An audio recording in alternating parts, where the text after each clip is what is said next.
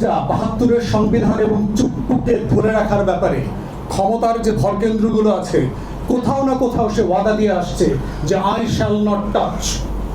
সে বলে আসছে যে আমার ক্ষমতায় আসা, আমার দেশে ফিরে আসা, আমার ল্যান্ডস্লাইড ভিক্টরি পাওয়া, আমার সরকারে যাওয়ার শর্ত সমূহের ভিতরে এটা থাকবে যে আমি চুপ্পুকে সরাবো না, আমি চুপ্পুকে হাসি মুখে রিসিভ করবো, গাড়ির সামনে দাঁড়ায় থাকবো, আমি ৭২-এর সংবিধানের পূজা করব, এটা বাতিল করব না। এই ওয়াদা সে কোথাও না কোথাও দিয়ে আসছে। এই জন্য সে despite understanding the necessary evil, সে এইটা থেকে উঠে করতে পারছে না। আর থার্ড হচ্ছে যে সে সিম্পলি নতুন করে নিজের দলকে আওয়ামীকরণ করছে, কারণ বিএনপি শহীদ জিয়া, বেগম জিয়ার রাজনীতিকে অন করে না। সে সেন্টার থেকে সেন্টার লেফটে যাবে এবং এবারের ভোটের যে মার্জিনে আমরা দেখেছি আওয়ামী লীগের ভোট এবং মাইনরিটিদের ভোট নিয়ে বিএনপিকে জিততে হয়েছে। বিএনপির যে হিস্টোরিক্যাল ভোট পেজ, শহীদ জিয়ার পলিটিক্সের যেই ক্যানভাস, এই ক্যানভাস থেকে বিএনপি সরে গেছে, কারণ বিএনপির রাজনীতি আর এক্সক্লুসিভ না। শহীদ জিয়ার রাজনীতি এনসিপিও করে, এবি পার্টিও করে, জামাত সহ ইসলামিক দলগুলোও করে। দিল্লির আধিপত্যবাদের বিরুদ্ধে রাজনীতি, বাংলাদেশপন্থী রাজনীতি, ধর্মীয় মূল্যবোধের রাজনীতি। অতএব বিএনপির রাজনীতি আর এক্সক্লুসিভ নাই। For the first time BNP সাংগঠনিকভাবে চ্যালেঞ্জের মধ্যে ছিল, কিন্তু বিএনপির রাজনীতি কখনো এই কমপ্লেক্স সিচুয়েশনের মধ্যে যায়নি। অতএব সে বুঝতে পারছে আওয়ামী ভোটার ব্যাংকটাকে অ্যাবজর্ব করা ছাড়া তার ফিউচার পলিটিক্স নাই। অতএব এই পলিটিক্সকে সে কিভাবে অ্যাবজর্ব করবে? ৭২-এর সংবিধান রেখে, কাঠামো রেখে, চুপ্পুকে রেখে, এবং যেটা সে ভোটে সাকসেসফুলি করেছে। কিন্তু দিন শেষে হবে কি, এইটা তাকে রেজাল্ট দেবে না।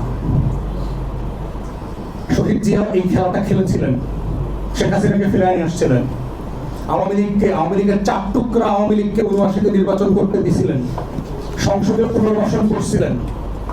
এরশাদের মতো একটা কুলাঙ্গার মুক্তিযোদ্ধারা পাকিস্তানের স্ট্যান্ডার্ড সোলজার ছিল, তাকে সেনাপ্রধান করেছিলেন। Despite all the request from different quarters, তাকে সেনাপ্রধান করা উচিত না, তারপর করেছিলেন। এবং এটার জন্য তাকে চরম জীবন দিয়ে মাসুল দিতে হয়েছে। বাংলাদেশের অনলি সাকসেসফুল স্টেটসম্যান, তাকে চরম মূল্য দিতে হয়েছে আওয়ামী লীগ প্রশ্ন ডিল করতে না পারার কারণে, ৭২-এর সংবিধান, শেখ হাসিনা এবং ভারতের আধিপত্যবাদের প্রশ্ন ডিল করতে না পারার কারণে। এবং আজকেও দেখতে পাচ্ছি এই একই বিএনপি এক্স্যাক্টলি সেম ভুলগুলা প্রিম্যাচিউরলি করছে প্রত্যেকটা ইস্যুতে। এবং এই যে প্রিম্যাচিউর বার্থ যেটা হবে প্রিম্যাচিউর বিহেভিয়ারের কারণে, এটা আপনার জন্য আপনি নিতে পারবেন না। It would be so much for you to take. অথবা আমরা বলছি যে এখনো সময় আছে, please come back to your senses, behave just simply with your common sense. যে আল্লাহর ওয়াস্তে দেশটাকে অস্থিতিশীল করিয়েন না। 111-এর মতো ডিফারেন্ট কোনো সেটআপের কাছে বাংলাদেশটা বেঁচে দিয়েন না। আমরা এই জাতি ৫৫ বছর পরে আমরা একটা স্টেবল, সেফ অ্যান্ড সিকিউর দেশ দেখতে চাই, যেখানে এভরিবডি প্লেস দেয়ার ক্রিটিক্যাল রোল, এবং সেটার সুযোগ এখনো আছে। তাই দয়া করে যেভাবে স্বাক্ষর করেছেন জুলাই জাতীয় সনদ, সেটা বাস্তবায়ন করেন, সকল দলকে নিয়ে করেন। এর থেকে প্রেসিং ইস্যু আছে, ইরান যুদ্ধ, economic disaster, foreign reserve crisis, তেল, গ্যাস, জ্বালানি সংকট, গণপরিবহন, হাজারটা সমস্যা আছে। Let us work together for all those issues. যে বিষয়টাতে আমরা সবাই একমত হয়ে গেছি, এটার পিছনে সময় নষ্ট করিয়ে না, আল্লাহর রাস্তায় এটা বাস্তবায়ন করেন। আসেন অন্য বিষয়গুলো নিয়ে আমরা কাজ করি, এবং সেটাই হচ্ছে আগামী দিনের ওয়ে ফরওয়ার্ড। অগ্রযাত্রা প্রতিদিন,